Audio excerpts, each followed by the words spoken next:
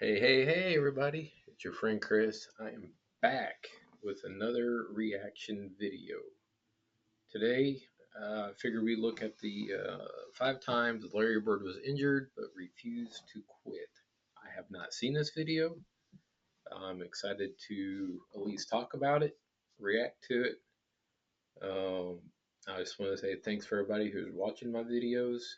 I know I did a couple of gaming ones, and I think I did like a Reggie Miller one last time. But today we're going to do this one here. So without further ado, let's check this out.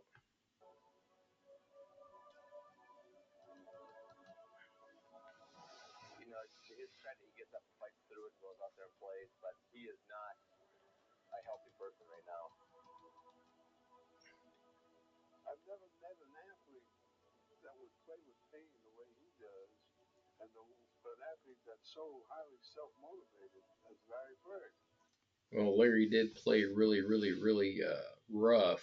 He'd always go for the loose balls, always put his body on the line, and I'm sure that didn't help with his longevity of his NBA career, playing that hard. And of course, back then they didn't have all the medical like they do today.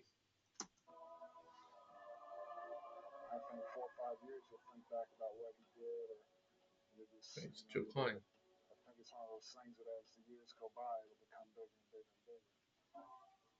What's up, guys? Welcome back to the channel, and today I'm back from a video. For this time, once again, we have to talk about Larry Legend, one of my favorite players of all time. And I think even the most casual NBA fan knows that Larry Bird in his career was a very tough player, and he overcame tremendous adversity as well Got a as black eye. injuries. And I want to make a very quick video explaining how tough Blood Larry on the Bird jersey. was and just some of the big time injuries he overcame. So with that being said, let's get into the video and look at 5 times Larry Bird overcame injuries and absolutely dominated. So the first injury Go we're for going the to look loose at balls. is from 1979, before Larry Bird was even in the NBA.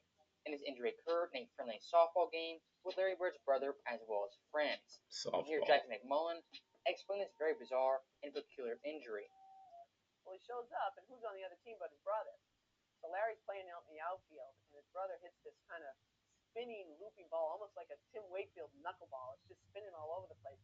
And Larry tries to go down and make a basket catch, and his finger goes all the way back. It's like, man, wow, it really hurts. And you look down, and his finger was completely dislocated and mangled. And, it really was bothering me. He had to stop playing right away. And so now remember, he's been drafted by the Celtics during this point, but he has not signed a contract yet.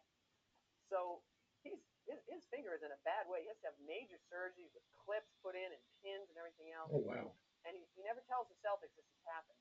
But sooner or later they Before get he got word, and they drafted. summon him to Boston. And the trainer examines him and says, and the team doctor examines him, and they say to Red Auerbach, "This guy's damaged goods." Now, Red's like, "Really?" So he says, "Come on, Larry, get dressed." So Larry puts on his stuff. Red throws him the ball. He goes out, starts shooting from all over the floor. He's hitting from everywhere. Throws him a few bounce passes. Has him throws a few overhead passes, and he said, "You look fine to me, kid." And Bird said, "Great." But Bird, That's crazy. Hurt your finger like that, and then he gets to Boston before he signs his contract, and they're telling him he's damaged goods. But Red Auerbach took him out there and had him shoot some past the balls and hit some shots, and he said he was okay. Red Auerbach was a smart man. to this day, will tell you he's never had the same feel for the basketball. So obviously a pretty bad finger injury that affected Bird for the rest of his life. And around 2010, Larry Bird gave an interview and said his finger to this day is You would never know he had finger problems the way he played the game through his whole career because he was just that good. shaped like a boomerang at a 45-degree angle pointing toward his thumb. And he's had 2 surgeries that have failed to straighten it out. But I think the most intriguing thing in that clip is that Larry Bird himself said he never had the same feel with basketball after this injury. And Bird, for his career already, was one of the best shooters of all time. He was the first player ever to win the 50-40-90 club, and he routinely shot over 90% from the line. But with that being said, Bird actually became a better shooter than he was in the NBA if it wasn't for that devastating finger injury. Now, next up on the Bird injury list, I wonder how great of a shooter he would have been if he had not injured his finger. How much better he would have been, because we all know how great he is as he is now. But with that finger injury, I mean, like I said, you couldn't even tell. But if he never had the injury, would he have been as good or better? I mean, I don't know, but that's makes me wonder. But you, like I said, you would never tell, and he's just that good. We go to his back, one of the worst injuries a player could ever have. And this injury for Bird occurred in 1985 in the middle of his prime. And his doctor, as well as a few commentators, talking about how tough Bird was and how difficult it was for him to even play a basketball game. Larry had two jobs his last 7 years of playing. It was playing basketball, and then it was him being committed to taking care of his back. He had first heard it in 1985, building the driveway at his mom's house back in French Lick. Larry decides to do it himself. This is Larry Bird, the superstar, out there breaking his back, literally shoveling gravel. Can you imagine a superstar like Larry Bird literally shoveling gravel and making a driveway and hurting his back? I mean, he could probably have hired somebody, but it just kind of blows your mind that someone like that would actually go out and physically do it himself, and then he got hurt. And that was the beginning of the process. I would see him on TV laying down, and then they told me that he had to lay down on planes, different things like that. And I was like, wow. As Magic soared through the prime of his career, Bird was breaking down. His deteriorating back and punishing style of play proving an excruciating mix. From 88 to 92, it was painful to watch. It was painful to cover. Larry is quite ornery when he's. And I believe 1988, he was playing Portland and he hurt his back even worse, had some herniated disc in that game. Not feeling well, which means he was ornery for those next 4 years. He could manage the pain in a way that very few people can do. Correct. If you get paid to go to work, you got to go to work. It was a situation that he was seeing almost daily. He had lost the structural stability in his spine, so it would slip into abnormal positions to try and lock itself to get an artificial stability. That's like getting your finger stuck in a door and somebody's still pushing on the door. So we had to do it. Could you imagine your back hurting that bad to where it feels like you're getting your hand stuck in a door and someone pushing on it? That is some serious pain right there. And how he was able to actually work his back out to where he can play, that's amazing. Just unlock his spine, realign it, do techniques that would hold that for 4 hours, 6 hours, that type of thing, and then he'd go play basketball. That's just crazy. So obviously that back injury was pretty devastating for Bird, and it kind of marked the end of his prime. But even with that being said, Bird in his last 7 seasons still put up tremendous stats, averaging 25.1 points per game, 9.3 boards, 7.0 assists on near 50-40-90 splits. Those stats. You would never know he had back pain with those stats. I mean, geez, that's remarkable to be able to actually have those stats in those years and be in the 50-40-90 club. Right there, from an offensive perspective, are still some of the best stats of all time. And once again, show Bird could handle pain like few athletes ever. And one of the most remarkable things I've ever heard comes from Larry Bird's former teammate, that being Robert Parrish. According to Parrish, Larry Bird never took painkillers, pills, or any shots in his entire career. Bird simply toughed it out and showed mental toughness as well as physical toughness and played basketball at the highest level for 7 more years. Now, also one thing Larry Bird was known for in his career was being mentally tough. And here's a quick story from Kevin McHale talking about Larry Bird's mental toughness after being stuck down in an airport for 10 straight hours. Back then when we flew commercial, we didn't fly private. We played in a Tuesday night game in Cleveland. And of course, we got up for the first flight out. We had a game on Wednesday night in New Jersey. Snowstorm hits Cleveland. We're at the airport at 7 in the morning. Flight's canceled at 7. It's canceled at 8. It's canceled at 9. It's canceled at 10. Canceled at 11, 12. We finally leave about 1:30 or 2 in the afternoon. We fly up to New Jersey. Now the storm has kind of moved to New Jersey. And the bus driver says, "Well, I can't get to the hotel, into the arena. I can only go to one place." Well, we had a game that night. We go to the arena, so we get to the arena, and I mean, we're dragging, and we're sitting on the locker room, and and everybody's kind of, we're tired, and and all of a sudden, coach gives a little bit of a speech of, "Come on, man, guys, we're playing basketball. Let's get ready to go." Larry stands up, and Larry says a couple other few choice words, and he says, "I don't know about you guys, but I'm going to take it out on their rear ends." So I was like, "Oh, all right, so let's go." So we go on the floor. Albert King sitting there. Larry walks up to Albert King and goes, "Don't take this butt whooping personally. I've been eating hot dogs all day." And then Albert King looks at him like, "You've been eating hot dogs all day? What's that got to do with me?" And we went out and just hammered him. I mean, we terrorized them. And that was Larry. There was no excuses. I mean, he just played. And I tell you, that was just his competitive nature. But a day when you fly all day and eat hot dogs in the airport, best thing was Albert's look on his face like, "What hot dogs got to do with me?" And that story from Kevin McHale, for the most part, is pretty comical, but I think it still shows Larry Bird had extreme mental toughness, and when it came to playing basketball, he would give it his best every single night. And I actually went back to Larry Bird's game charts, and I found this game from 1986 on April 13th. In this game, Boston beat New Jersey by 28 points. Larry Bird had 26, 4, and 3 on 64% shooting, and he didn't miss a single three-pointer or a single free throw. And what makes it even more impressive to me is this game versus New Jersey was the last game of the season. Bird could have easily packed it in and waited for the playoffs, but still, he wanted to play this game for his teammates as well as his coaches. And that year in '86, Larry Bird didn't miss a single game, playing all 82. And if you compare that mindset from Bird, Can you imagine being at an airport all day and then eventually getting to where you need to go and then get on the bus and then go right to the game and then have that kind of game? That is some mental toughness. That is got to be even for the whole team. I mean, that that had been a long day for him, but to go out and to perform like that, that's pretty awesome. modern day players, it's simply night and day. I pretty much guarantee you any modern day superstar will 100% sit out that game and rest for the playoffs, but not Larry Bird.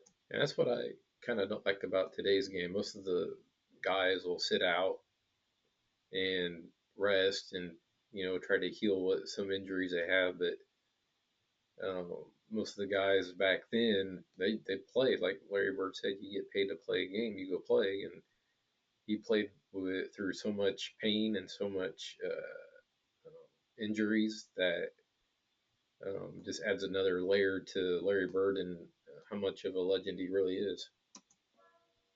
And when talking about Larry Bird in his prime, 1980 to 86, really before his big time injuries, he played 561 out of 574 games.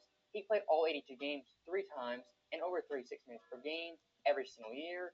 In 2 years, he actually led the NBA in minutes per game. So back in the day, Larry Bird, if he could walk, he was 100% suiting up and playing basketball. But the one time in Bird's career where he simply could not play was in 1989. This year, Larry Bird had severe bone spurs. He had what many people thought was a broken foot, and he had double Achilles surgery. And back in the day, an Achilles injury can possibly be the end of your career. But once again, not for Larry Bird. As the following year, he had a very great and underrated season, averaging 24.3 points per game, 9.5. Played 75 games, 9.5 rebounds.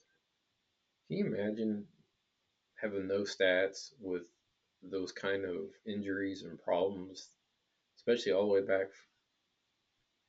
What was it, 85? All the way back from 85 when he, first got hurt, and all the way up to now. I mean, that is remarkable how he just had to willed himself to play. That mental toughness is there. Boards, 7.5 assists while playing 75 games at 39.3 minutes per game, while leading the NBA in free throw percentage. So even after all his injuries, Larry Bird once again came back to all-star form, and he overcame double Achilles surgery.